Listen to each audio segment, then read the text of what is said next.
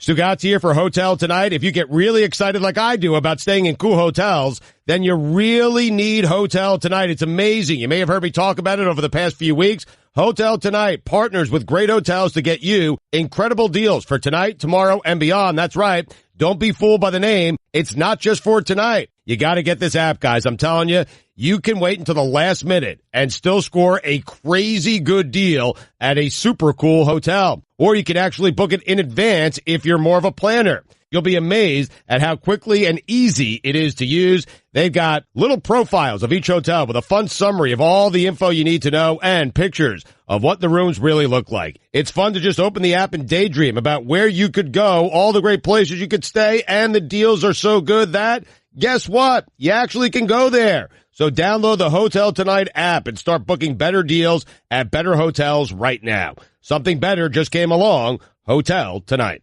Great news. There's a quick way you can save money. Switch to Geico. Geico could help you get great coverage at a great price. And it only takes 15 minutes to see if you could save 15% or more on car insurance. Go to geico.com today and see how much you could save. This is the best of the Dan Levatar show with the Stugotz podcast. Oh, Guillermo putting a brown stamp on it. Guillermo putting his imprint on the show. Mike Ryan is in a hallucinatory haze, soaked in the drug of WrestleMania. I've been told it was very good.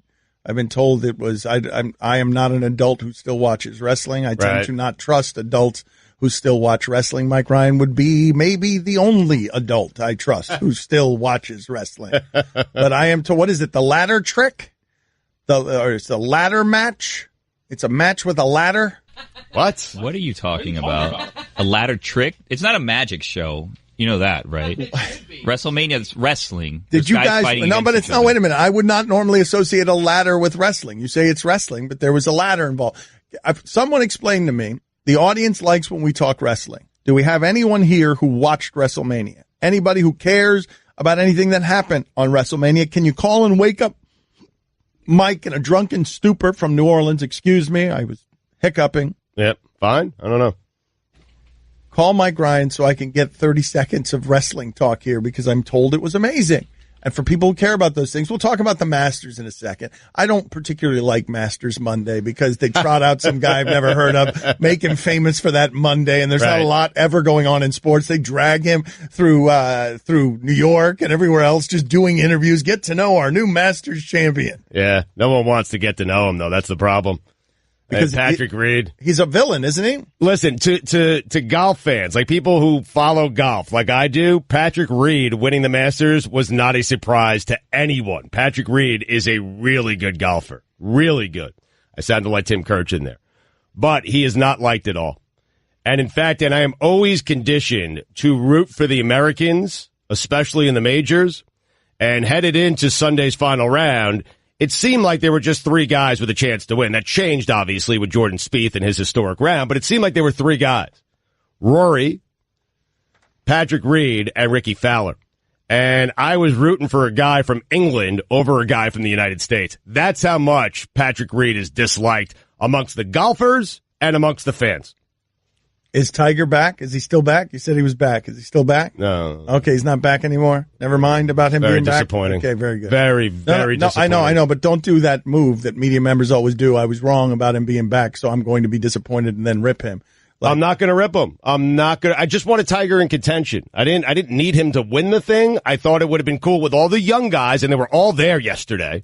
It would have been cool to have Tiger kind of in that mix in the final round. Just see how those guys react to playing with those kind of galleries screaming that loud. If he would have played the par fives better, he would have been in it. No doubt.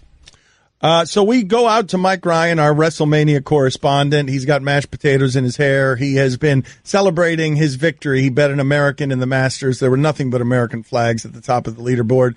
He polluted himself with hurricanes. He watched WrestleMania. So, Mike, give us a minute, please, on WrestleMania talk. What was the ladder match? What was that thing? Oh, that ladder match, Dan, that wasn't a part of WrestleMania, but that was a part of WrestleMania weekend. That was a part of NXT TakeOver, kind of like the minor leagues of the WWE, and it stole the show, probably the best match of the entire weekend. If you had to pick the best match of WrestleMania, you have to go Ronda Rousey, Dan. She was incredible, an unbelievable debut, and you want to talk about something stunning, not just Patrick Reed winning the Masters, but how about Brock Lesnar retaining Suplex City, more like Swerve City? Why are you doing a little Mel Kiper in there? In fact, give me, please, 20 more seconds on WrestleMania as Mel Kiper. Let's do it as Mel Kiper, if you don't mind. Well, you definitely talk about a guy like Brock Lesnar. He definitely has all the tools, definitely a five-tool player. Didn't expect him to stick with WWE this long. Apparently, he's going to stick around. Now, maybe take on a guy like Bobby Lashley. Bobby Lashley, this is a guy that looks the part. Definitely basically a black Brock Lesnar dance. Sounds like Mel Kiper after a bender. It really does. Thank you, Mike. We appreciate it. Thank you, Mel Kiper Jr., for joining us after a bender. Definitely going to go to Pat O'Brien's now, have a couple hurricanes, have a couple hand grenades. Really? At 10 a.m.? Nice. Boy. Get your party started. So, if you're just joining us, we were talking about some new Pat Riley quotes that have been sent out by Chuck Solitoro. Every day at 5 a.m., Chuck Solitoro wakes up and starts sending out emails, and then the mighty ESPN, like parasails, get into the sky, and then ESPN takes flight with lists of top 20s and these fresh quotes from Pat Riley. I got something from Chuck at 4:45 That's right. a.m. He wakes up at 5 o'clock. I'm telling you, I know many of you have not seen Waterworld, but at the end, there is a guy, he's very old and very thin, and he evidently lives in a place that's dark and has a lot of oil in it, and it catches fire, and right before the whole thing explodes, he exclaims, "Oh, thank God, my life is finally over." That's Chuck Solitoro. He is at the bottom of ESPN as the highest executive, but like just churning stuff out so ESPN can laboriously rise to its feet like a baby elephant being born. And it's fueled by this news. Pat Riley quotes. Yeah. The piece from Jackie McMullen details some fresh quotes from Pat Riley, which will appear in Ian Thompson's new book, The Soul of Basketball, the epic showdown between LeBron, Kobe, Doc, and Dirk that saved the NBA. That might be a good book. That's a terrible title. Bit wordy. I mean, it's not just wordy. Did the epic showdown between LeBron, Kobe, Doc, and Dirk save the NBA? How did it? No. And are they Jackie McMullen's quotes or the author's Well, it appears that Ian Thompson wrote a book, but that Ian Thompson doesn't work for us.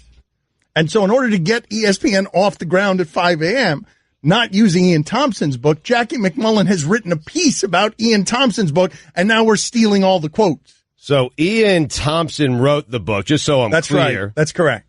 And then Jackie McMullen took quotes from the book. That's right. And then Chuck Solitero sent those quotes out to everyone. That's right. Okay. Aggregate 2018 America, baby. That's right. That's exactly how that happened. Chuck Solitero, you're welcome at any point to come here and defend yourself as a high-ranking executive. So we really had nothing to do with this story. No. Okay. I mean, ESPN has just come in and taken it. We've made it our own because somebody said something about LeBron. Can we have it? So, because this is key to getting the ESPN parasails up in the air, just LeBron hot air. Listen, you heard it here first. From us, from Chuck, from Jackie, from Ian. First. You heard it here first. Fourth, really. You heard it here fourth.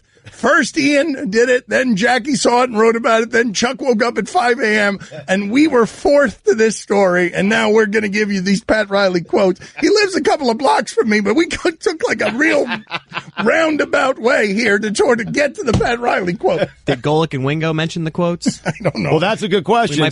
We might be fifth. That's a very, very good point. Did they mention the quotes? We have some fresh Pat Riley quotes. We've got Mean Gene Okerlund is going to join us to recap WrestleMania at noon.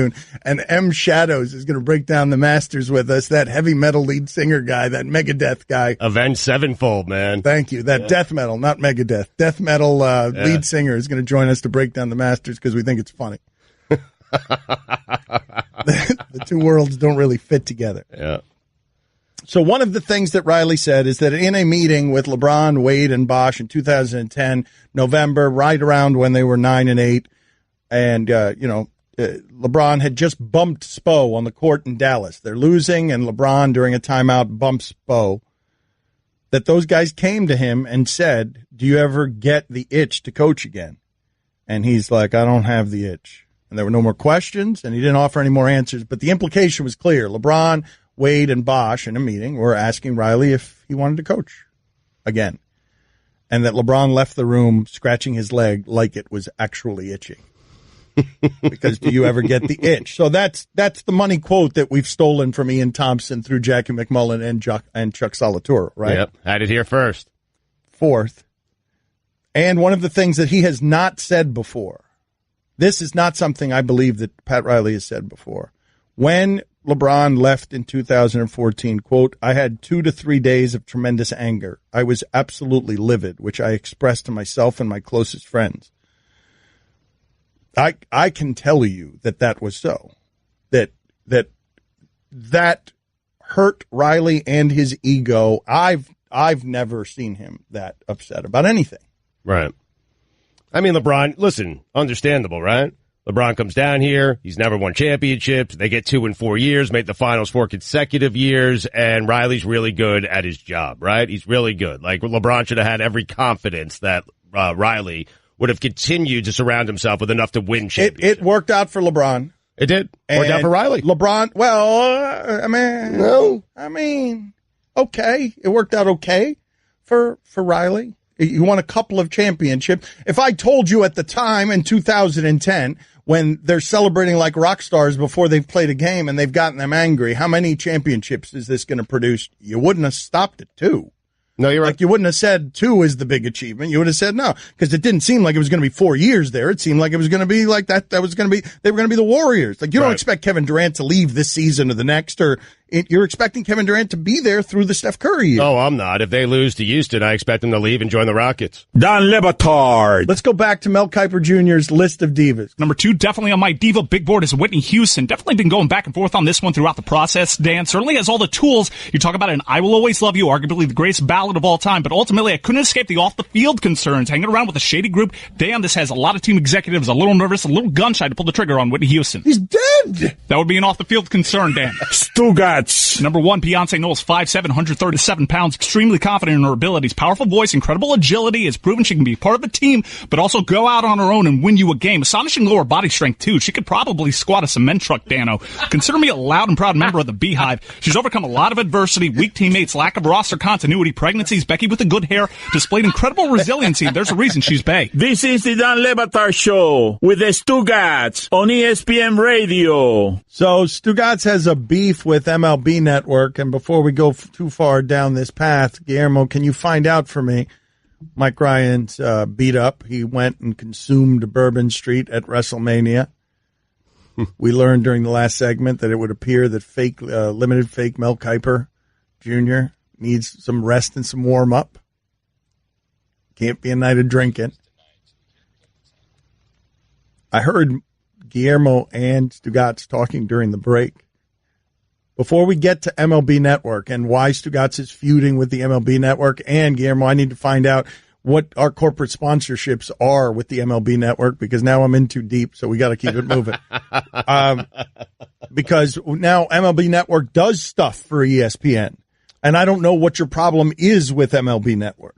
Well, there's just some really glorious sound of Chris Russo, who does, I think the name of his show is called High Heat.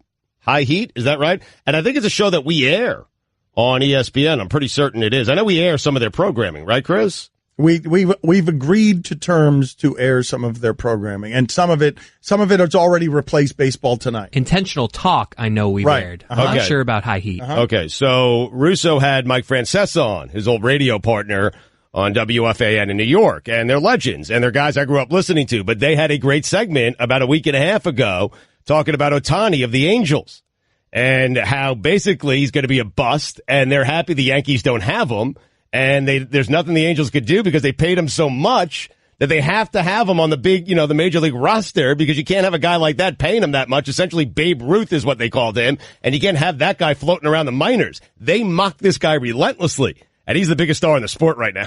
Well, hold on a second. Let's we'll tell people what he's doing, because he had, as of recently, more home runs than the Marlins. Yeah. I don't think they actually paid a lot of money for him.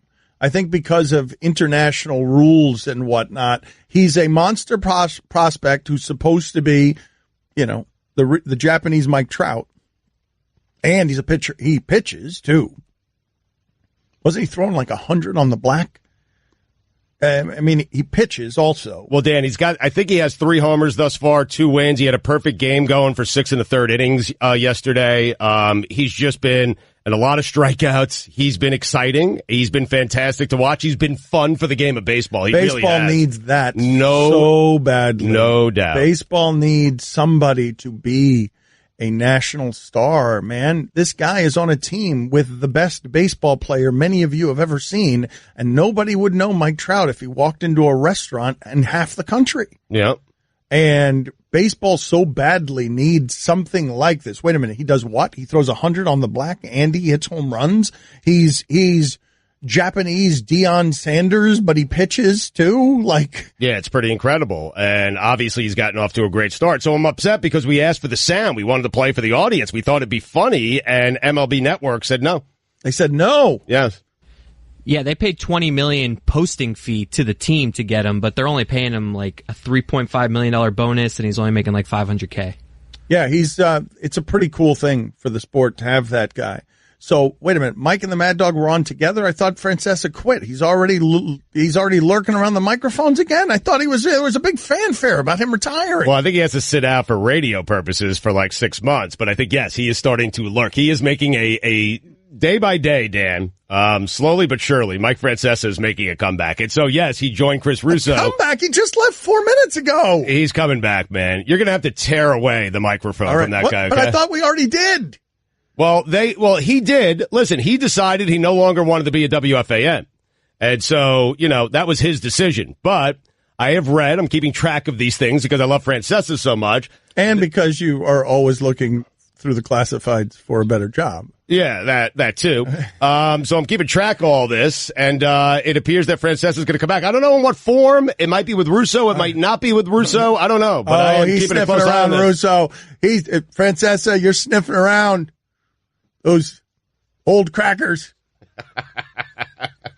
Francesa's looking at an old relationship, an old fling. He went out on his own, and those single days were good. Lived high on the hog. But now he looks across the room, and there's Mad Dog, and an old love has been rekindled. I was watching that segment, watching it back yesterday, and watching them just be so arrogant, like know-it-alls. Like, they know what Ohtani is going to be. They've been scouting, no one else they've does. been scouting so much Japanese baseball, and they really were immersed in the Cactus League as well when he was having that 27 ERA during the spring. But I watched these two gas bags. I saw Francesa and Mad Dog. They were taking notes at the Cactus League game. But I watched these two gas bags that I loved. I grew up wanting to be Christopher Russo. That's who I wanted to be, and now I'm just mocking Christopher Russo. You are Christopher Russo. What do you mean? You grew up.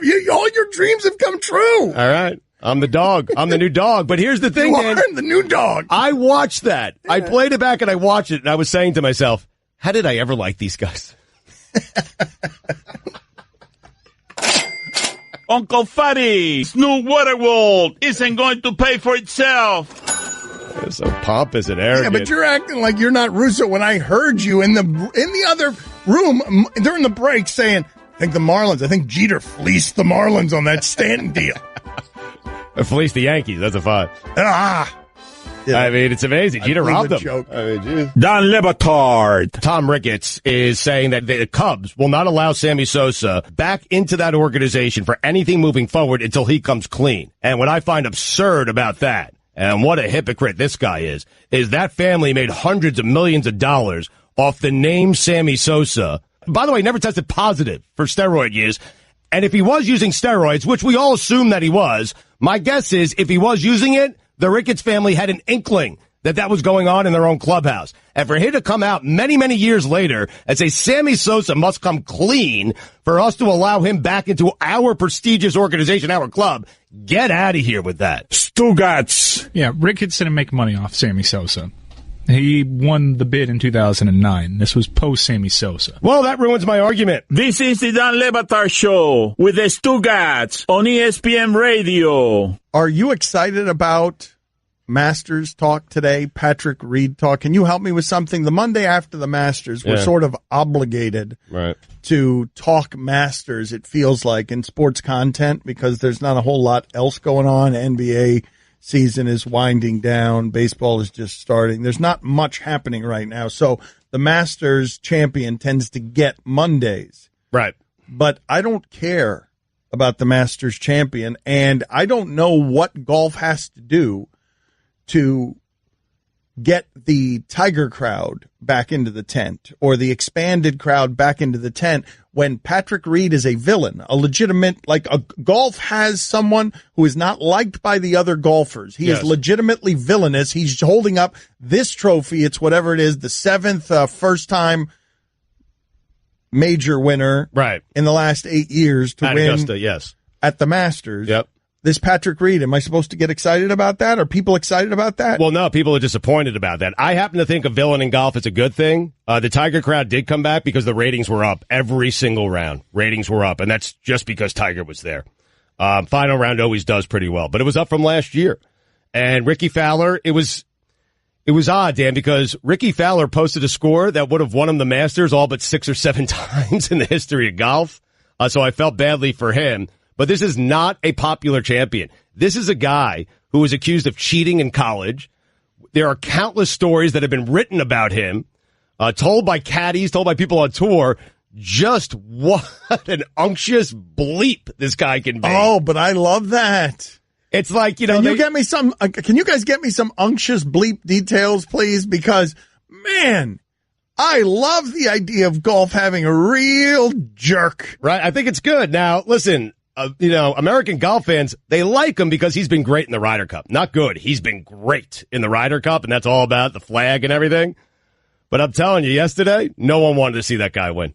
Not many people wanted to see that guy win that tournament. Not even Americans, not even guys on tour who are American. Hold on a second. Not even guys who are on his Ryder Cup team. Hold on. They don't like him, Dad. That's got to be good for golf, no? I understand that everyone likes the beloved guy or loves the beloved guy, and everyone wants to be liked or has some small part of themselves that want to be liked.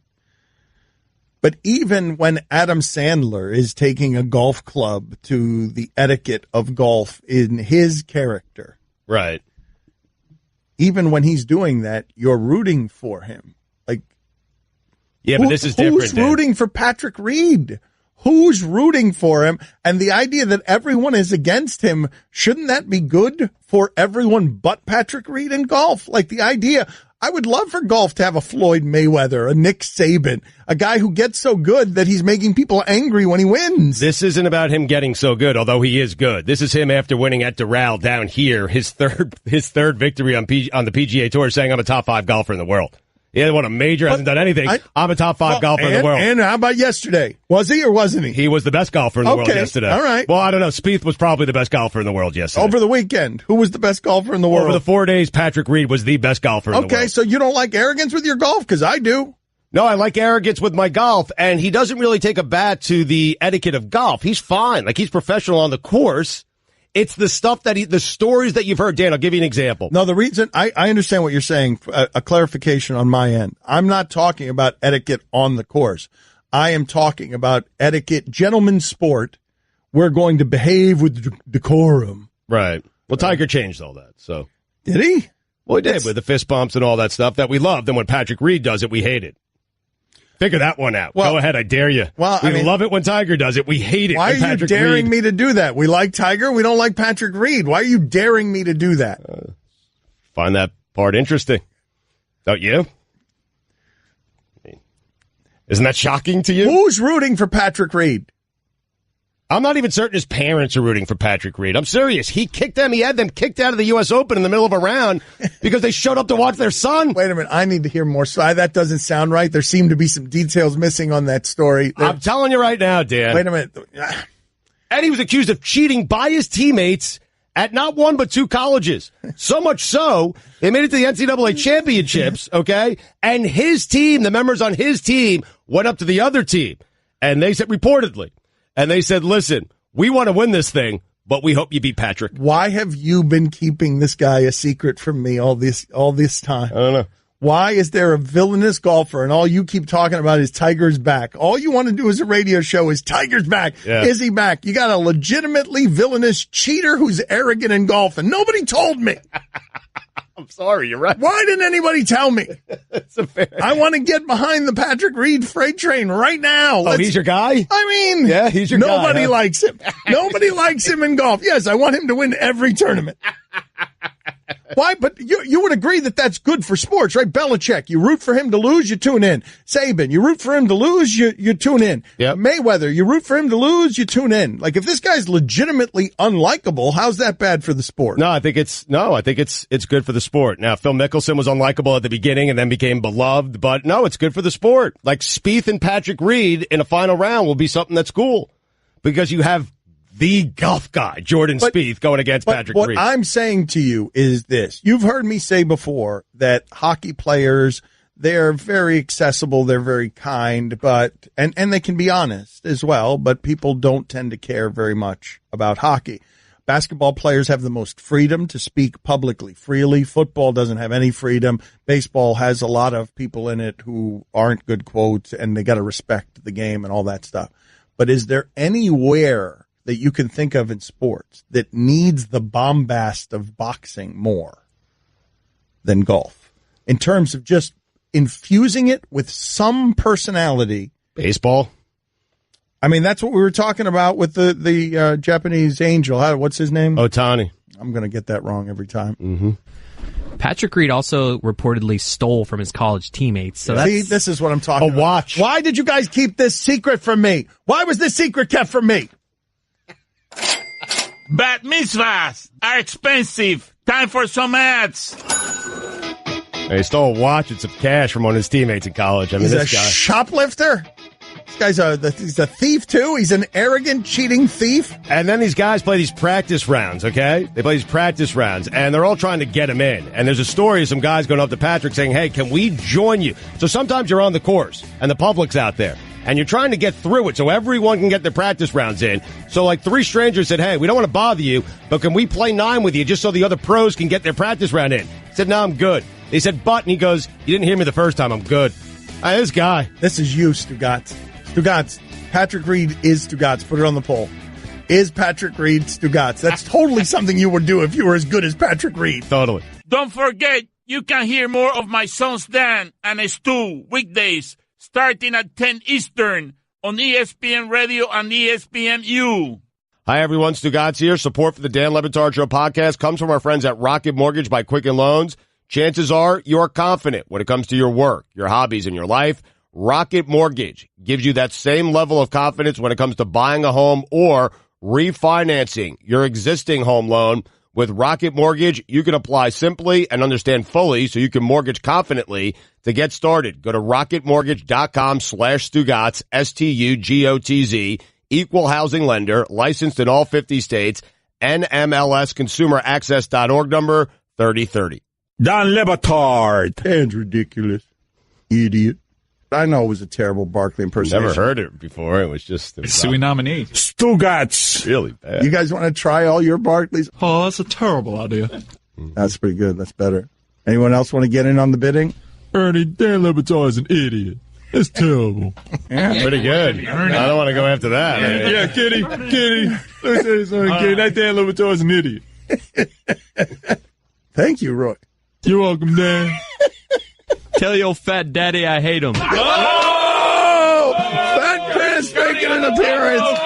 Fat Chris once again a surprise. This is the Dan Le Batard Show with the Stugotz on ESPN Radio. ESPN Radio is presented by Progressive Insurance. Commercial insurance through Progressive protects your business and your dreams. Choose from over 30 coverage options at progressivecommercial.com today. Guest on the Dan Le Batard Show appear via the Shell Pennzoil Performance Line. 2018 Masters champion Patrick Reed is scheduled to join Golic and Wingo tomorrow morning at 8 a.m. I'd love to give those guys questions to ask. Oh, we'd do a better interview. Come on, Patrick Reed. Come on this show. Not that they can't handle the interview. I want stories about him being an unctuous bleep. That's all I want. That's all I want. Yeah. And I think he'd give him up because I think he's proud of it. I don't think he cares. I think golf could use something like that. Yeah. Here's your SportsCenter update. Giancarlo Stanton posted another platinum sombrero on Sunday, his second of the season.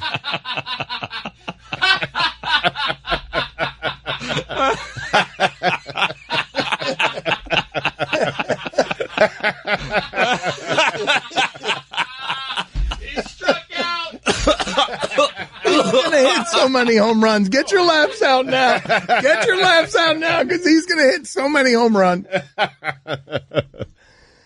Anyway, he went 0 for 7.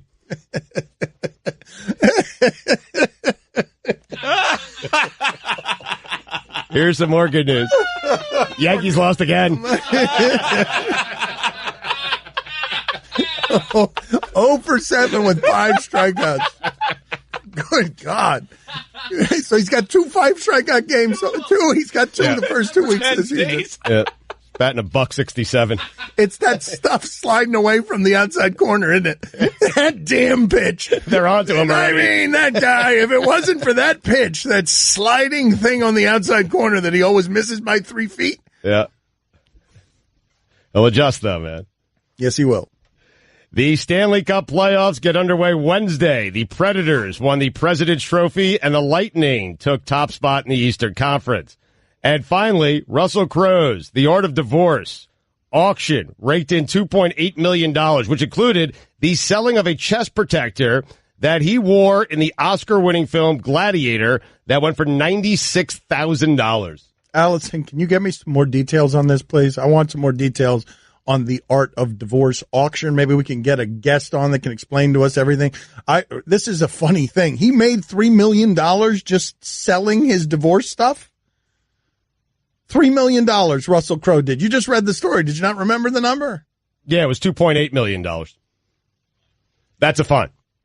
Listen, I'm all about accuracy on this show, and you got it wrong. $2.8 million. It's actually 3.7. For all the latest headlines and information, tune in the Sports Center on ESPN Radio all throughout the day. Allison, help me out here because you're the voice of reason. And by the way, Stugotz, you owe $2 for the last segment. You read the internet wrong. Can you give us the real story about Patrick Reed, villainous Masters champion? Stugotz botched everything about the quotes, the everything the mother said. What do you have for us? Well, he is estranged with his parents, and his wife Justine has written on social media in 2016. She claimed that there was physical and verbal abuse in his childhood. They've denied that, but that's where the estrangement is coming from. Jeanette Reed said, quote, "I can't believe my son is the Masters champion. It's surreal. It was a dizzying mix of pride and pain." Which is fair. Well, I mean, if he kicked them out of the U.S. Open, they went, like, Stugotz is, as he often does, armed with just selective facts that he wants to use to I read this article, actually. No, as cruel weapons, but you Short one. Well, but what you said about the article, first of all, you've read all the articles poorly so far. No doubt. But what you said is all they wanted to do. You were slanting the argument in your favor. All his poor old parents wanted to do was see their son play. And he got them kicked out of the U.S. Open. That's how you presented it. Now, Allison comes with some more facts, and now we learn, maybe he didn't want them there because they beat him.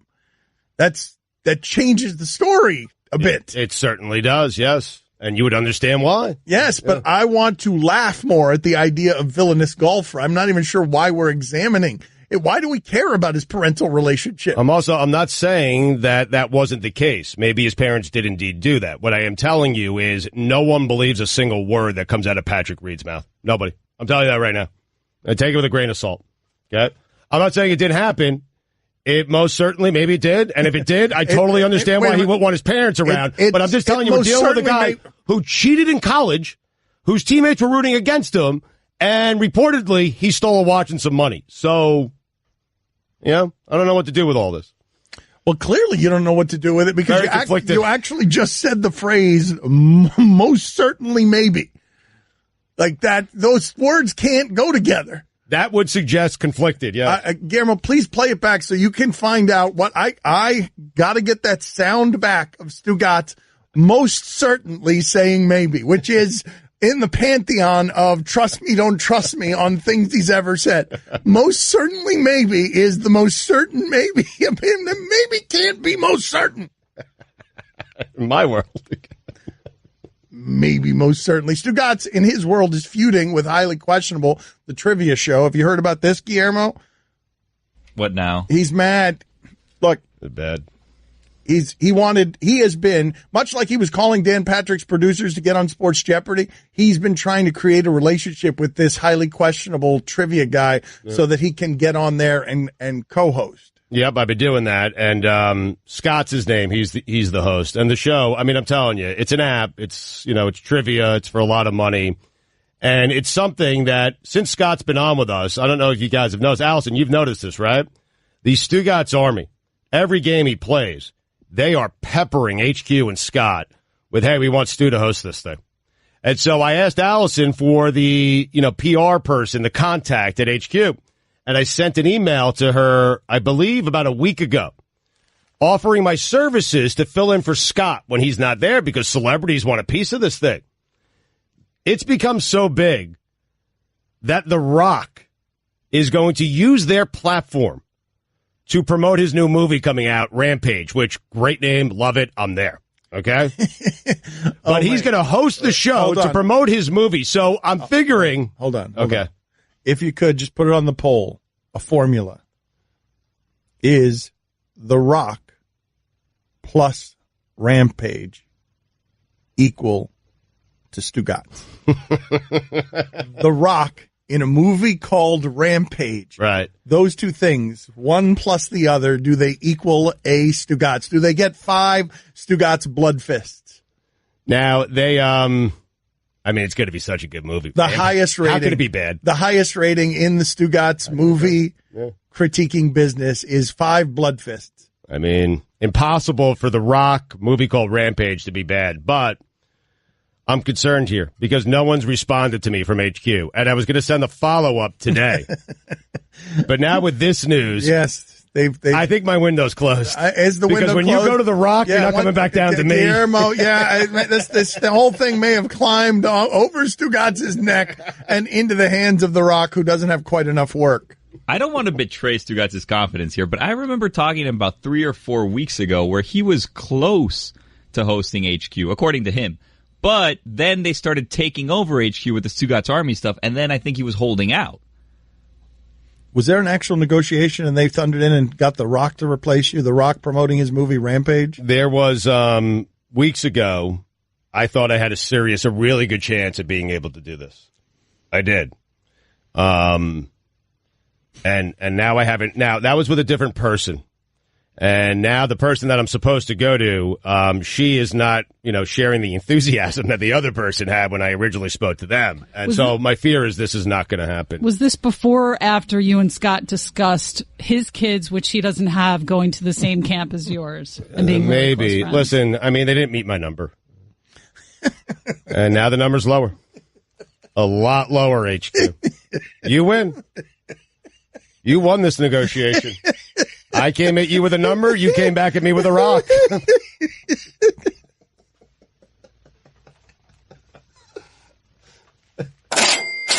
This show ain't free. Time for some ads. The Rock's doing it for free, man. You win this round, HQ negotiators. Let me tell you, free was a lot lower than my number, man. I didn't do it to promote our show. I should have. You did it to promote you. You want a rampage. You want a money-grabbing rampage. Stugotz stars in Rampage. What does it look like? He's just rifling through your pockets. It's 2 hours. Stugotz Rampage in your wallet. Imagine him hosting the show and just giving the wrong answers because he's reading it wrong. Of course. That's correct. He would have had one job. He would have done it poorly. $1 million, please. To the wrong person. That's right. I would have given it the wrong winner. Dan Le Batard. Stugotz lies so much, and he doesn't take inventory of his lies, that even when he's telling the truth, we don't believe him on anything. What's wrong, Stugotz? What are you objecting to? Listen, I've done this to myself, so I'm frustrated at myself. I'm not going to lash out elsewhere because I understand why everyone would think that I was the one who did this. But I am sitting here telling you guys that I did not do it. Stugotz. You absolutely took a bite out of a piece of pizza and put it back with the rest of the pizza. It was me. This is the Dan Le Batard Show with the Stugotz on ESPN Radio. We have got some new Pat Riley quotes that would seem to indicate a public mending with LeBron James that, not coincidentally, I don't think, becomes available now as LeBron, a couple of games left in the regular season. LeBron's heading into the playoffs where he might meet the Miami Heat. And if he's looking for landing places, there are a lot of people trying to get in this game. Philadelphia. I'd go to Philadelphia if I were him. Really? Yes. What if the Cavs can use that the pick they got from the Kyrie trade to get Kawhi to Cleveland? Would you still stay in Cleveland? Then you got LeBron, Kawhi, and Kevin Love. Kawhi, can he be had for that? I mean, that's pretty good, right? Well, that'd be a pretty good offer. It's a good offer, but I guess Kawhi Leonard, are you likely to get with your top pick someone as good as Kawhi Leonard? No. So I mean I would think Kawhi Leonard would a young superstar. I would think that would have value across the sport in a way that would fetch even more than that. Even understanding that a lottery pick is plenty of value. Right. But you go to Philadelphia. If you were to leave Cleveland? I would, yes. But I don't care about this because people are LeBron, we talk about him too much on this network, and I'd rather make fun of Stugotz. So, Guillermo, do you have the sound of Stugotz most certainly maybeing me? What was it even in response to? Do you have the context? Does this sound have the context? This was him talking about Patrick Reed's relationship with his family. Okay, so this is Stugotz. Now, again, Allison, can you give us the facts on this? Because Stugotz, all he did was speculate, soap opera, and he was like, Patrick Reed's poor parents, they're just coming to the U.S. Open, and Patrick Reed's a jerk, so he kicks his parents out.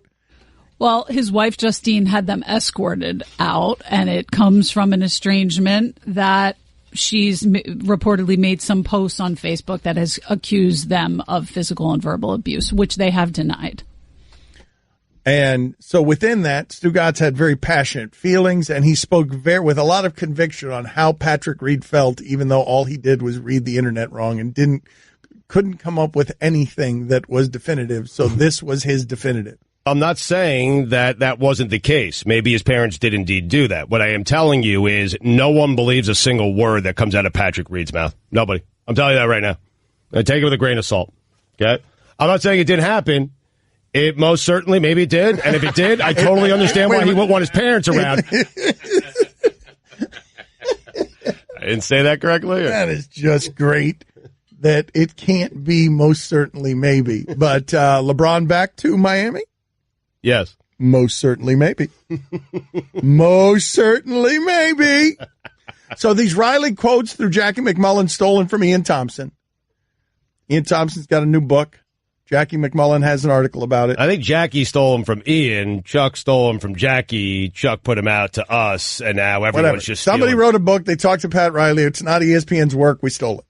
Yep. And wrapped it up in Jackie McMullen's credibility, so it would appear less stolen.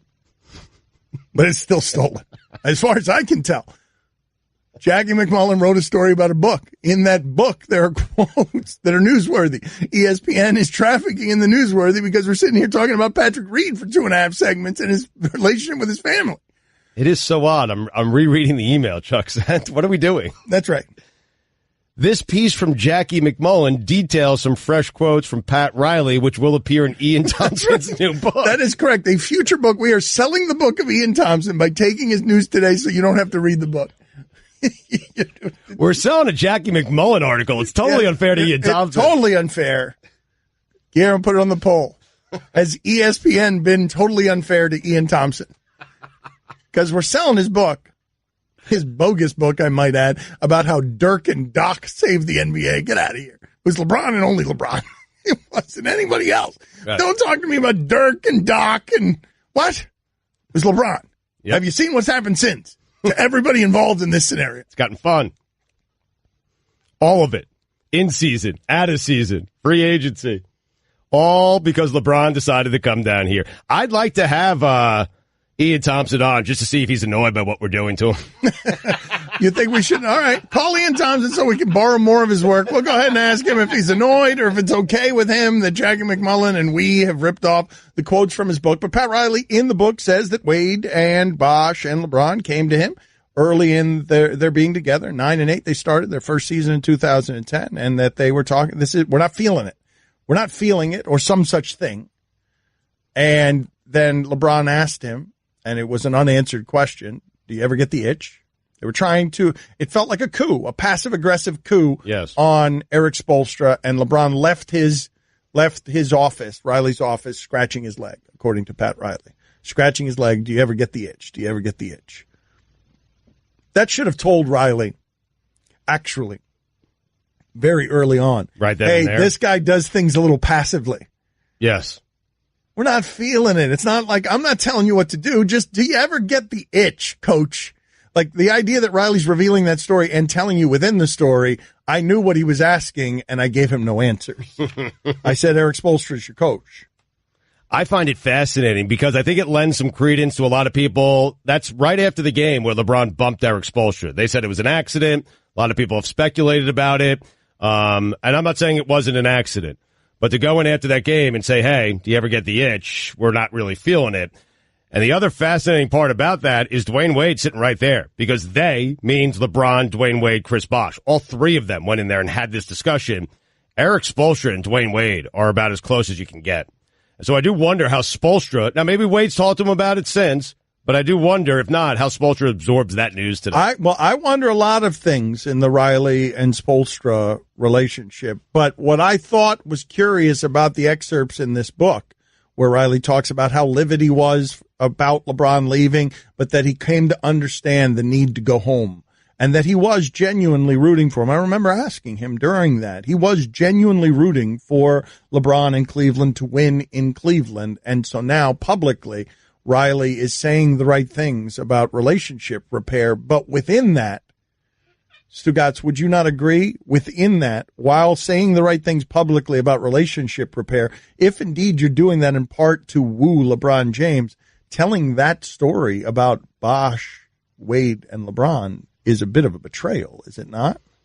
If you're actually trying to lure LeBron back, feeling the need to point out, like, yeah, everybody was trying to get Spo fired, while it might be honest. Right.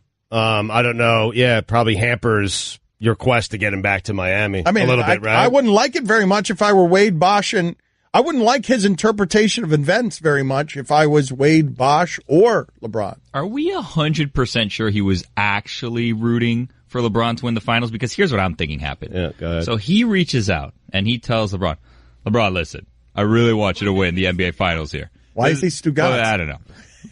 I really want you to win the NBA finals. No. This is how you have to talk when you're insincere and you're lying. Yeah, you talk like me. But what he's really doing here, Dan, he's not rooting for him to win. No. He's trying to get into his head. Yeah. Because then LeBron sees it and he's like, wow, we finally moved past this, me and Pat. $2. Dan Le Batard. It's a beautiful sport. Basketball is just hugely graceful. Stugotz. In the Western Conference. This is the Dan Le Batard Show with the Stugotz on ESPN Radio. All right, we got a bunch of things to get to here. We got a lead singer for a metal band who's going to break down the Masters with us, and Mean Gene Okerlund, as we continue to try and skew younger and younger. The famed wrestling announcer, 75 years old, Mean Gene Okerlund, going to join us in the noon Eastern hour. But it is time for our stat of the day. Stat of the day. Give me the short open, Guillermo, please. Stat of the day, stat of the day. It is the stat of the day. Stat of the day, stat of the day. It is the stat of the day. Stat of the day, stat of the day. It is the stat of the day. Start of the day, start of the day, it is the start of the day.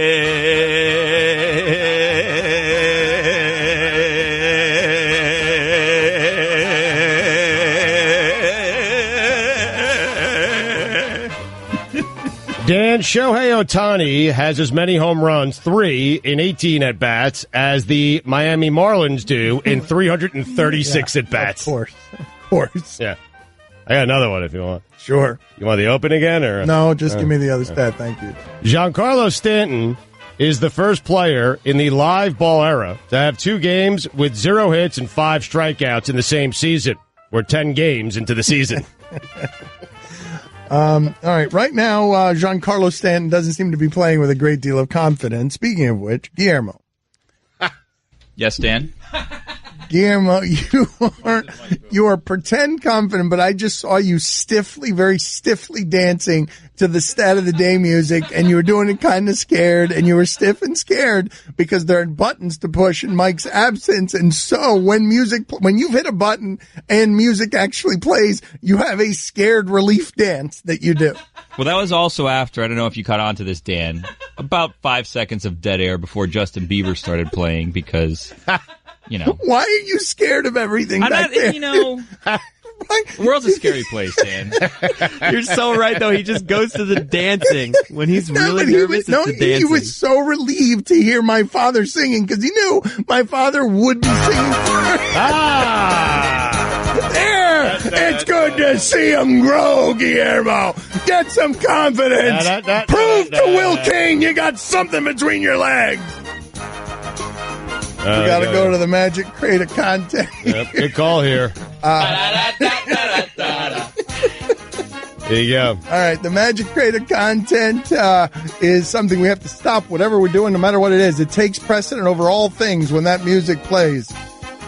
And so Stugotz is rummaged around in the Crate of Content, and the question is as follows. What is your favorite chain restaurant? Ow. What is your favorite chain restaurant? Who are the sponsors? I'll go first. Chili's. That 2 for $20 menu. Mwah. You like Chili's better than Houston's? Houston's open? I will tell you this. Houston's has, I will say this confidently, Houston's has the best spinach dip I've ever had. Period. End of discussion. Houston's a little pricey for us producers. Yeah, that's not a chain restaurant, Dan. What do you mean it's not a fancy chain dining? restaurant? Yeah. Fancy dining? Yeah. Put that on the poll. Is Houston's you guys are not aware. Fancy dining. It's a bit fancy. It's not fast food. I'm going Buffalo Wild Wings. B-dubs, wings, beer, sports. The way you gauge a fancy restaurant or not is can you go there in thong sandals? I mean, I think I could go to Houston's in thong. Well, you'll go anywhere in anything. I'm telling you right now, you go to the Houston's in Aventura and you go in there with thong sandals, you're getting kicked out. No, that's not a little true. hoity-toity up there. Houston's is not kicking me out hoity-toity for thong sandals. Well, because you're famous. You guys like thong sandals over slides? I don't like thong sandals. They bother my toes. I've recently adopted the thong sandal. It's good. I like it. The content box failed us. Well, what?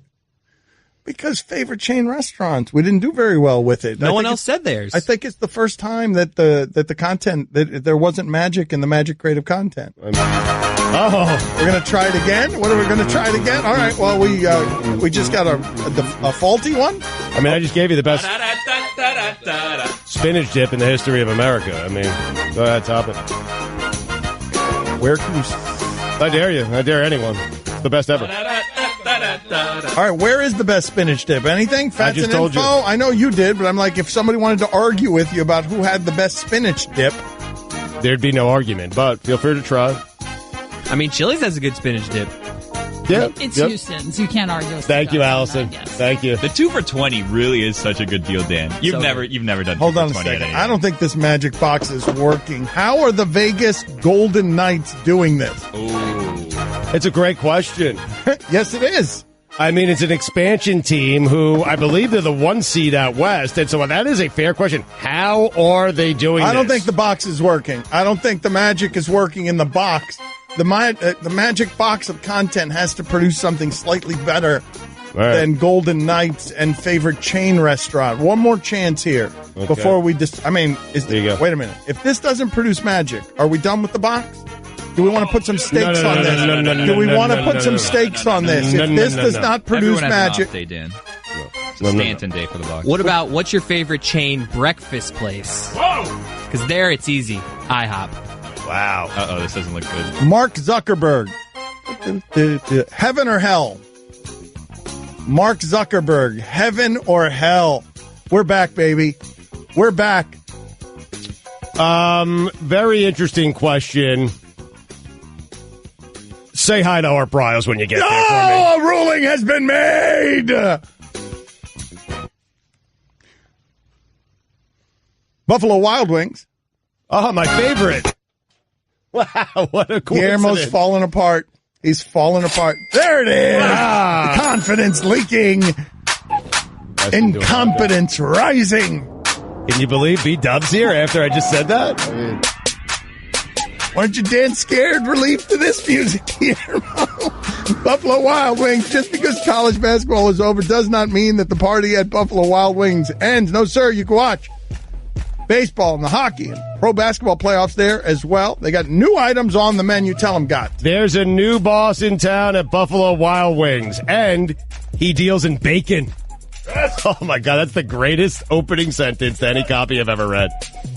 There's a new boss in town at Buffalo Wild Wings, and he deals in bacon. Well, I love B-Dubs, man. It's the Bacon Boss Burger featuring bacon 3 different ways and a blanket of white cheese sauce. Delicious. And he's joined by other new favorites like the smothered cheesesteak quesadillas, sweet chili shrimp, oh my God, and Alaskan cod classic.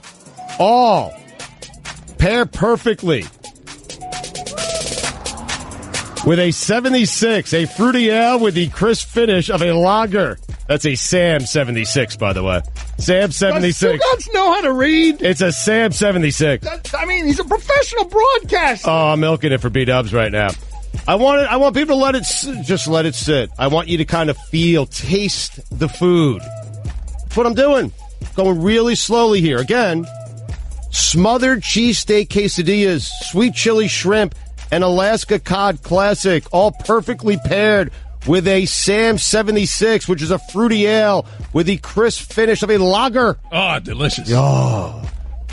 Go there after the show, right? Oh, I'll meet you then. We'll drive together. Hurry in today and try them all before they're gone at Buffalo Wild Wings. Wings, beer, sports available for a limited time while supplies last. Please drink responsibly. Catch more of the Dan Le Batard Show with the Stugotz, 10 to 1 Eastern on ESPN Radio and ESPNU. Winning at sports and at sports broadcasting means changing things up. Just like La Quinta Inns and Suites is changing up their look. A renovated lobby that's so contemporary it even makes Golick look cool. Yes, it does. And a totally updated fitness center that even has Wingo feeling like a workout. I'm ripped. Plus plenty of comfortable spaces to hang out. Yep, this La Quinta look definitely has a vibe of victory. So you can just relax, refresh, and get ready for your next big meeting. Prepare to win at business with La Quinta Inns and Suites. Book now at LQ.com. Dan Le Batard. Tom Ricketts is saying that the Cubs will not allow Sammy Sosa back into that organization for anything moving forward until he comes clean. And what I find absurd about that, and what a hypocrite this guy is that family made hundreds of millions of dollars off the name Sammy Sosa. By the way, never tested positive for steroid use.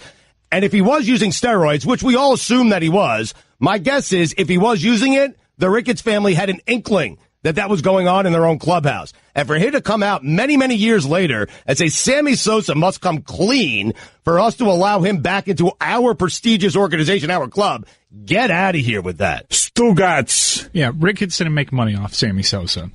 He won the bid in 2009. This was post-Sammy Sosa. Well, that ruins my argument. This is the Dan Le Batard Show with the Stugotz on ESPN Radio. WrestleMania is what we cover around here instead of the Masters, and so we go out to Mean Gene Okerlund, the legendary voice and face for so many wrestling things. It was a fun WrestleMania weekend. And also, Stugotz, is that Andre the Giant documentary? Is that coming out tomorrow? Is HBO doing that tomorrow?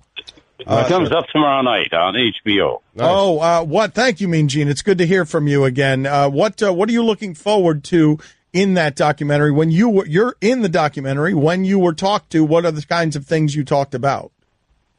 Totally forget. No, I'm talking about Andre, of course, and his storied past, which has been well documented. But I'm looking forward to the guys that have seen this documentary say it is lights out. So, well, it must be though. I mean, Gene, like I'm trying to think of. We talked to you last time you were on with us about greatest wrestlers ever. But if we were if we were to do most interesting lives, you saw ESPN just did a 30 for 30 with Ric Flair. If I asked you for most interesting life that you've chronicled in wrestling, who do you think is the most interesting story? Because it's got to be pretty close to Andre the Giant. Well, totally a different path for both of those gentlemen. Andre, I think, took the high road, and Ric Flair probably was all over the place. I'm taking a look at the Times Picayune, not to interrupt you guys. By the way, Jonathan Coachman did say hi. Oh, for the love of God! I think that's what he said. Anyway, in the Times Picayune, you're a troublemaker, Mean Gene. You really are. Look at him. Listen to him snickering in the background. Listen to him. You're damn right, but you guys have guests on and then to laugh them off the air. But anyway, the headline is Ronda Mania, and I mean she stole the show at WrestleMania last night in the Superdome. 78,133. Here's the subhead on the front page. Louisiana's Patrick Reed wins first majors title at Masters. And you guys were touting the Masters as being a big deal. It is, but nothing like WrestleMania. Wait a minute. Wait, Mean Gene, what did you do? I was asking you, Andre the Giant. What? Hey, listen, I'm taking over here. Yeah. Batard, you kind of run roughshod on your guests here lately. And I've noticed that. And it's time for me to throw in my 2 bits worth. Okay. Some things I'd like to talk about. That a boy, Gene. Okay. Hold on. Excuse me, gentlemen. Yeah, a Bloody Mary, tomato juice, lemon. Thank you. Double vodka. What was it you were saying? Tell me more about Ronda Rousey at WrestleMania, Mean Gene. Oh, well, of course it was a tag team affair. Her and Kurt Angle going against Triple H and Stephanie McMahon, that's husband and wife team, who are now worth $250 million. Thanks to the success of WrestleMania and the WWE. But a great match. I mean, the place came apart, and people I don't think were really expecting a lot from the UFC gal, but she turned the house upside down. All right, the UFC really gal. Did. We need to be careful. Even the locker room. What are you going to say? I'm just Mean Gene is 75 years old and just ordered a Bloody Mary on a Monday morning. I understand, but I wanted to talk to you about some of the other storylines there at WrestleMania. Which one was your favorite? How is it? Explain this to me, Mean Gene, because I believe this is all scripted when a 10-year-old boy is holding a title. Nicholas, yeah, teaming up with Braun Strowman. They did win the tag team titles. How the hell he did it, I don't know, but I did team up on an OTO one time with Hulk Hogan, so I guess I kind of understand the psychology. I do want to talk to you about that. That's right. You were in a tag team match, and Hulk Hogan was your partner, correct? You wrestled. He was indeed. We faced Mr. Fuji and George the Animal Steel. How did you do? I don't recall how that match went. Please tell me more. Well, I've never lost a match. I was in 5 of them total in 47 years, and never lost a match. So obviously we won that. I got the pin. Really? You got the pin? Hurt myself. Wow. I got the pin. I got the pin on Fuji. Wow. That is tremendous. How'd you hurt yourself? How did I hurt myself? I fell over the bottom ring rope. I caught one of those big boots that they wear. So wait a minute, can you tell us about the other 5 matches in your career, or the other 4? Don't do this to me. I'm not an athlete. But I didn't know. Like Bobby Heenan would say to you. But you're undefeated. I am undefeated. But, I'm the smart guy. I pick my spots. All right. What was your move, though? Like to pin down, what was your move? How did you defeat Fuji? I had no moves, guy. Please. Checkbook in the back room, and that was it. All right. We'll talk to you again tomorrow, okay? I want to talk to you again tomorrow. We'll talk no. We're not going to talk tomorrow. No, that's it. But I will give you a buzz here in a couple of weeks. Well, you're really, Gene, you're really bossing us around today. What's going on with you? You're really feisty today. Well, I had kind of a tough night, guys. Tell you the truth, there is a lot of celebration at this event, and after you do it 4 nights in a row, you're pretty ragged. and guys like Pat Patterson, who's 2 or 3 years older than I am, and myself getting together and reliving the old days, it gets to be a little tough. Okay. You and Nicholas were out celebrating? Tough on the body, yeah. I understand. You're the best, Mean Gene. We'll talk to you soon. Very good, gentlemen. Have a good week. Okay. Dan Le Batard. The bifocal eyeglasses. Stugotz. Marcus Mariota, growing up right in front of our eyes. This is the Dan Le Batard Show with the Stugotz on ESPN Radio. Do you guys love Mean Gene Okerlund as much as I do? Oh, my God. I would say maybe consistently over the years, Mean Gene's been one of our 10 best guests. Consistently over 15 years. Is that accurate? Guillermo, are you willing to dispute or rebut or support that claim? He's up there with Richard Lewis and Bob Einstein and Alan Thicke. Yeah. God rest his soul. Yeah. Okay. I mean, Dan, consistently, he makes us laugh. He makes us happy. He tells good stories. Consistently. He's like only the second person to tell you, no, I'm not coming back, right? I love that. Yeah. I love that. So, I mean, what is it? Is he just tired of us? It was probably something that he ran into with Coachman, right? Coachman said, don't go on with those guys anymore. Sorry about right? that. That's probably what happened, right? Maybe, but I like to think that Mean Gene thinks, for himself. He's not going to be swayed by Jonathan Coachman or anyone. Time now for Stugotz's weekend observations. It is time for Stugotz to share his game notes. No one in the media will tell you what happened better than my boy Stu. Dan, a few weeks ago, I said golf was back and black.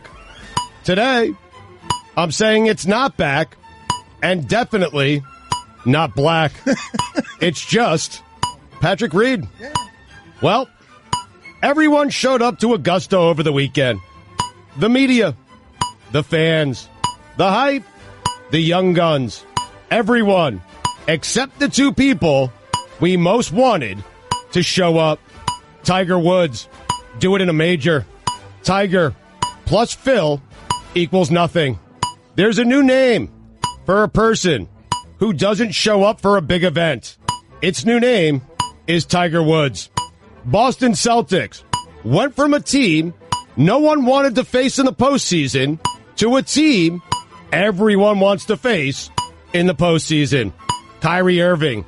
More like Kynie Irving. Shohei Ohtani. Oh. That was terrible. Yeah, give it to me.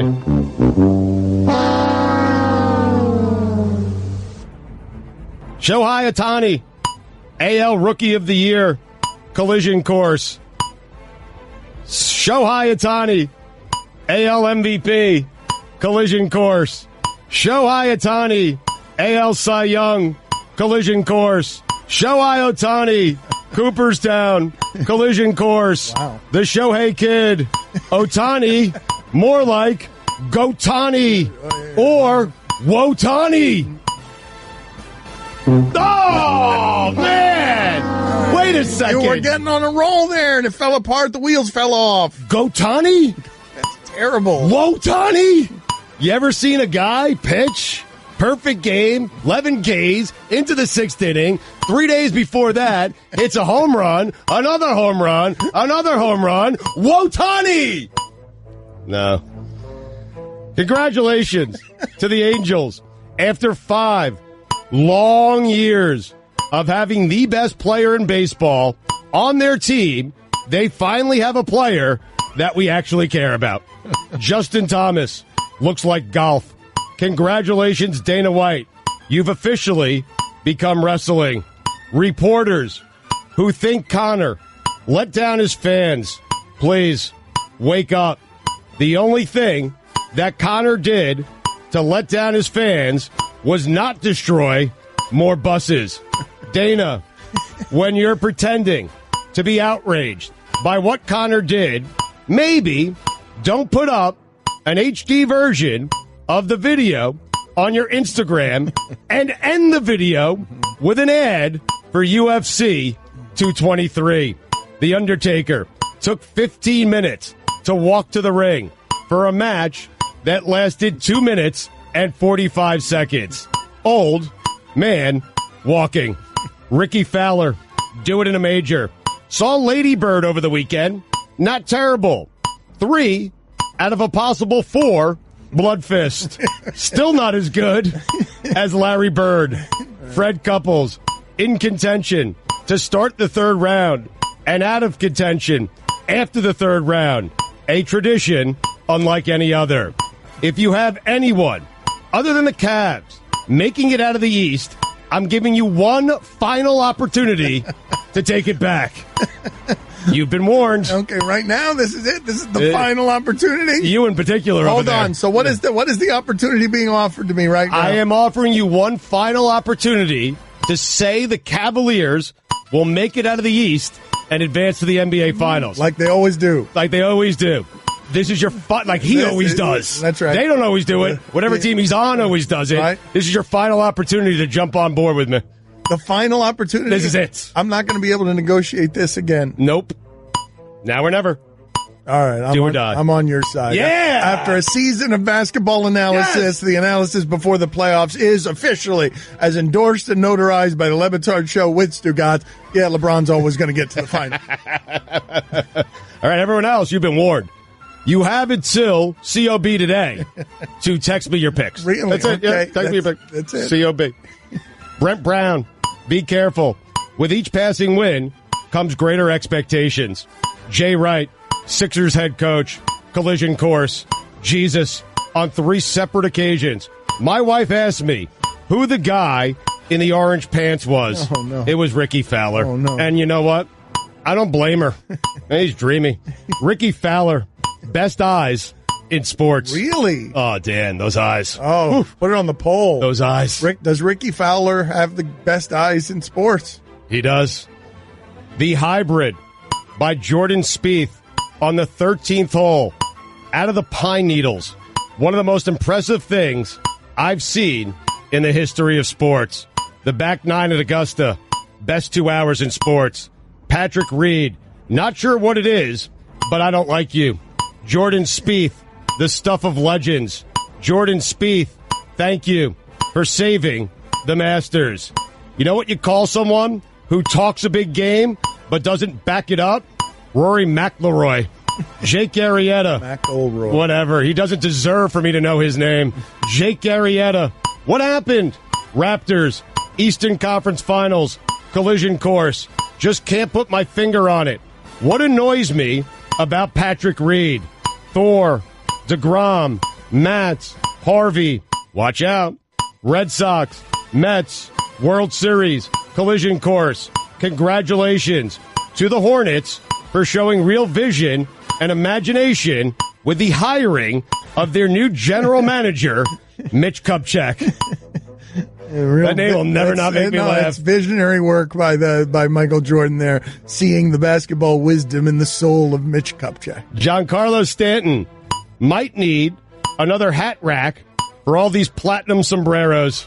Shooting a 67 in the final round of the Masters is the second most impressive thing Rickie Fowler did yesterday. I figured it out with Patrick Reed. What about him annoys me? It's his face.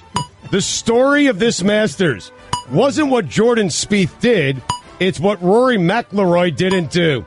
I don't care. Jordan Spieth, maybe the greatest round in the history of golf. It was Patrick Reed over Jordan Spieth by a tree limb. The guy threatening everyone, calling them selfish, threatening to call the cops because his car was boxed in at a park in Parkland. Do me a favor. Oh, no. Go to hell. Oh. That's where Art Briles lives. All right. Say hi for me. All right. Dan. There it is. Those are the weekend observations. This is just such a you move. Tiger's back, Tiger's back, Tiger's back. This is the greatest Masters ever. Tiger's back, Tiger's back. Oh, he's not back. He's a disappointment.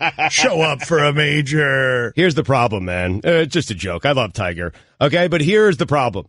Tiger didn't provide us. I don't care that he wasn't in contention. I don't care. It would have been nice for him to have been in one of those final pairings. Okay? he didn't provide us with a single moment. Not one fist pump, not one, roar from the gallery. We didn't get any of that. And we just wanted one. Nothing. Yeah, we got nothing. He didn't give you nothing. And neither did Phil. I mean, Phil, maybe the first 2 days, maybe a little something, but nothing from Tiger. And then Bubba just puts it into a bunker. Yeah.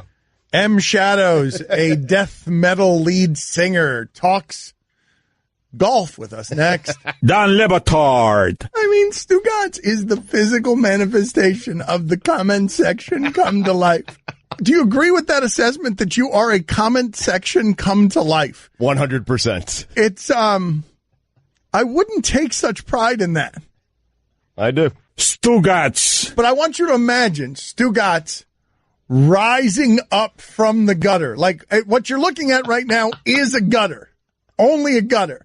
And now it starts as a face, and the mouth gets bigger, and it just keeps growing, and then just shouts, rings. This is the Dan Le Batard Show with the Stugotz on ESPN Radio. So you may have heard the Masters was yesterday, and you may know, if you listen to the show, that Avenged Sevenfold has a lead singer who's beautiful and great, M. Shadows. They've got a new album, The Stage. It's available now. They kick off their tour in July with Prophets of Rage, because, of course, it's Prophets of Rage. I said earlier, Rickie Fowler has the best eyes anywhere in sports. Yeah. Now, M. Shadows is not really in sports, but I think M. Shadows, if I had to choose a pair of eyes, I'd go M. Shadows' eyes over Rickie Fowler's. He's very beautiful. Okay, so let's break this down. Again, if you want more information on heavy metal, visit AvengedSevenfold.com. So, Tiger disappoints you, M. Shadows? Were you disappointed by Tiger Woods? Oh man, of course I was. I got up early on Thursday and was looking forward to the big comeback, and then, just to make the cut barely and be out of it was entirely disappointing. But I think the end of the Masters was still pretty cool. I mean, there was some drama with Spieth and McIlroy, and you got Rickie Fowler. I mean, it was pretty awesome. Yeah, it always delivers. But here's the thing with Tiger, M. Shadows. We didn't get a single moment. Like, I'm fine with Tiger not competing, not being in one of the final pairings, but I wonder if you agree. We didn't get a single Tiger moment during the Masters. We didn't get one moment. And then for him to just, par all those par fives and not be able to execute on anything, it was just like you're rooting for him, and it just wasn't there. It's just really, really disappointing. Did you view Rory as choking? I don't know if yes and no. I mean, you're going head to head against Patrick Reed, and you're right there in it, so it kind of is choking. The guy's staying steady, especially when Rory parred that first hole on Sunday, and Reed was all over the place. And I thought, okay, Rory's gonna kick his butt, and that's not the case. Hold on a second. So he choked. You want me to teach him, huh? Well, yeah, please. Stugotz, M. Shadows, just stand back for a second here, because you need you got some learning here to do, because you can't be, did he choke, yes and no, like you're waffling. There's not too much nuance. So M. Shadows, listen, if I was learning heavy metal, I'd come to you for a lesson, okay? Right. But on hot takes, you got to listen to me, yes, okay? Melting, yes. Okay. So next time we ask you a question, there's no maybe so, yeah, maybe a little bit of both. It's just you got to give a definitive answer. And in this case, the definitive answer is absolutely, he choked. You cannot be Rory McIlroy. I don't care if I'm saying his name correctly or not. You cannot be the guy after the third round who comes out after the third round and says all the pressure's on Patrick Reed. And I've learned a lot from 4 years ago when I blew it in the final round at Augusta with a 4-shot lead. You can't be the guy talking all the smack on Saturday night and then come out on Sunday telling everyone Patrick Reed got all the pressure on him, and you're the guy who has the worst round of the day. You can't do it. That is a terrible job by Rory McIlroy. Forget about Jordan Spieth, because this wasn't about what Jordan Spieth did yesterday. In my mind, it's about what Rory didn't do yesterday. All he had to shoot was like a 2 or 3 under, and he's got the green coat. He's got the career grand slam. He didn't. That's all he has to do. Rory could do that in his sleep, M. Shadows, and he didn't do it. And therefore, he choked. And he choked big time. Yes. Thank you. Everybody, hold on, M. Shadows. We got to get, yes. All right. So now let's gather ourselves again. Thank you, Stugotz. I agree. I'm too nice. I got to be, you're right. I'm going to tell you the truth from here on out. Attaboy. I was playing by line. I'm sorry. All right. Thank you. So let's try it again. Did Rory choke? Yes, he choked. Big time. Yeah. Yeah. That's how you do it. Yes. This guy's got the spirit of metal coursing through his bones. Patrick Reed, is he somebody that you cared, whether he won or lost? I actually cared more that he would lose. Something irks me about him, and I really, by the end of the thing, I really wanted Fowler to be in a playoff with him. That's all I wanted to see. I'm a big Rickie Fowler fan, and it just didn't happen. And I think, every step of the way, it just kind of bummed me out. Yeah, I experienced it the same way, and I was trying to figure, all weekend, what bothers me about Patrick Reed? It's the face, right? It's the face. Is it the face? It might be the face, definitely. Okay, but all right, but I don't know. His whole demeanor. All right, your whole demeanor, though. But you're a metal guy. This is what I don't understand. The idea that you would wander over to golf and judge this guy's demeanor is weird from your position, is it not? No, it's weird. It sucks. I wish I wasn't doing that, but I'm telling the truth, man. Something about him irks me. I didn't want him to win, and I liked the trash talk with him and Rory. I don't even like Rory McIlroy, and I really wanted him to win in the beginning of the day. So it was almost anyone but Patrick Reed. Shadows, you're not going to watch the Masters together next year. That's exactly how I experienced. I always root for the American flag, but in this case, I was rooting for an England flag. It was unbelievable.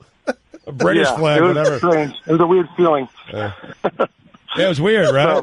I would have rooted for VJ Singh over Patrick Reed. Anybody. Oh, anyone. Yeah, it was weird. And then the whole weekend was weird for me. I mean, did you see the ankle thing too? Yeah. When the guy, oh God, man, what a strange weekend. Yeah. But it was cool. It was Tony Finau. Yeah, he dislocated his ankle, then played the next day, and he was actually, I think he was the leader after the first round and right atop the leaderboard. It was, what's some before we let you go again? Avenged Sevenfold's album, The Stage, is available now. They kicked off their tour. They kick off their tour in July with Prophets of Rage. For more information, visit AvengedSevenfold.com. M. Shadows with us, breaking down golf here. Any other observations from the Masters that you think the world needs to have shared? Oh, man. I think Spieth, McIlroy, and Fowler have solidified their place in the new young guns that are just the guys to watch. I think Mickelson's, struggling a lot. I don't know if you guys watched everything, but the missed shot in the woods on the second or third day. I think the young guys are the ones to watch, and I think they solidified it this weekend. It was pretty awesome. It was pretty awesome to watch them, but I really do hope Tiger gets back in the hunt. That's going to make it even more exciting. So tell us about the sex and the drugs. There's lots of sex and lots of drugs. Yeah. No, as this weekend, as you get older, for all of us players that can't play in the Masters, we just have lots of sex and do a lot of drugs. So as we watch those other players do it, but no. There's not much to say about it. We like to keep it pretty closed door.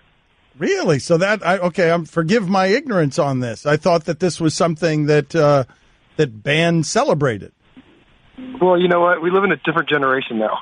The generation of iPhones and technology and YouTube, and you got to be pretty ballsy to be doing stuff out in the open these days because the country and people judge you a lot differently than they used to in the 60s.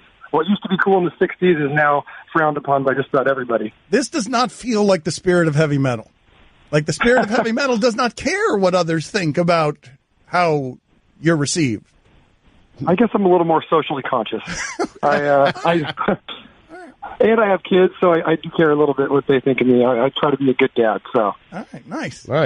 He really is a good golf analyst. All right, he's a nice guy. Yeah. All right, we'll check in with you next golf tournament. Shadows, have you tried to get on Augusta? Have you tried to do this at all, or? So my booking agent is a member there, and he's been dangling that carrot in front of my face for a long time. I haven't played there yet, but I think it's going to happen pretty soon, and it will be a dream come true.